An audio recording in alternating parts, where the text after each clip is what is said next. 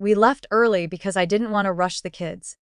That was my first mistake, or maybe my last kindness of the day. I still don't know which. 3 hours on the road is a long time with children who believe celebrations are promises, not suggestions. They passed snacks forward. They argued about music. They asked questions about who would be there, whether Grandpa would like the card they made, whether there would be cake or the kind of cake with fruit that adults pretend is dessert. I told them yes to everything I could say yes to. I didn't tell them this was also a test. I didn't tell them I was measuring whether showing up still counted. The venue sat just off the highway, a low building with too many windows and a banner already tied crookily near the entrance. I parked farther away than necessary, partly because the lot was crowded, partly because I needed the extra seconds to breathe. I looked at the gift in the back seat, wrapped carefully, receipt tucked inside the card like a peace offering, and told myself that effort mattered, even if it wasn't acknowledged. I had been telling myself that for most of my life. My dad opened the door before we knocked. He smiled at the kids first. He always does. Then he looked at me and the smile thinned, not into anger but into decision.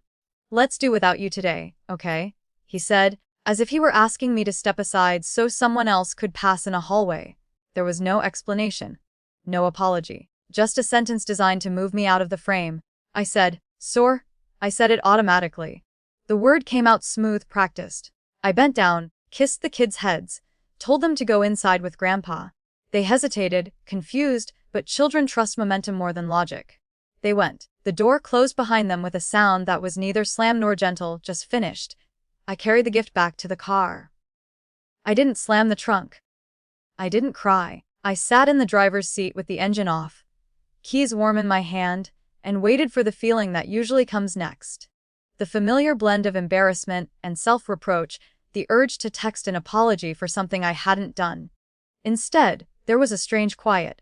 30 minutes passed like an hour. I watched people arrive, watched my mother through the glass gesturing too broadly, already playing host. No one came out to check on me. No one texted.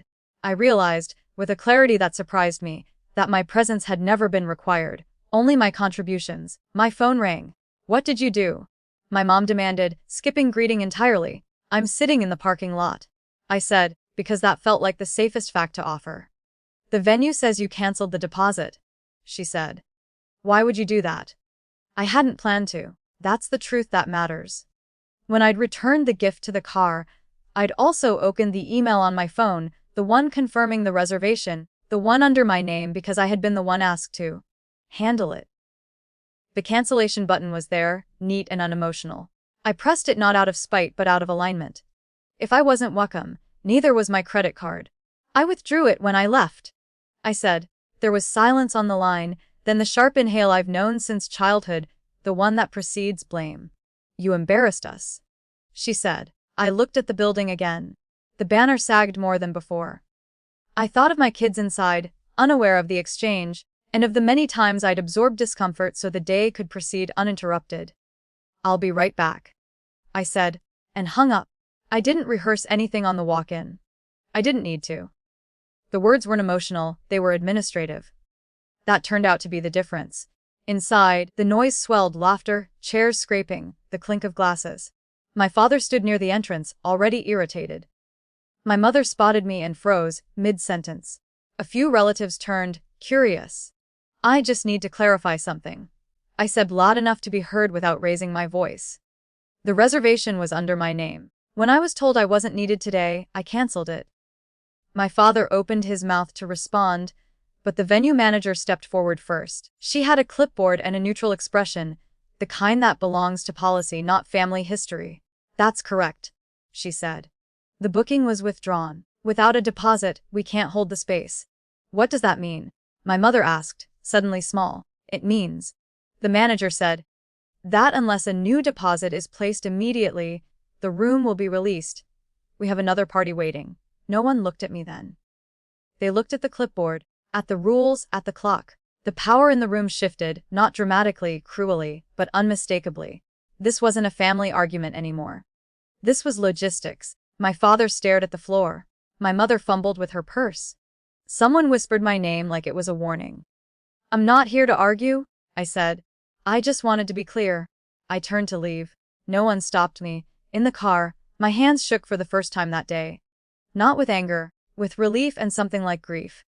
The kids came out later, confused but unharmed. We drove home without stopping. The road felt shorter this time. That night, after they were asleep, I sat at the kitchen table and understood what had changed. I hadn't won anything. I hadn't fixed my family. But I had stopped pretending that exclusion came without cost. Sometimes dignity doesn't arrive as applause. Sometimes it's just the quiet knowledge that you no longer finance your own erasure.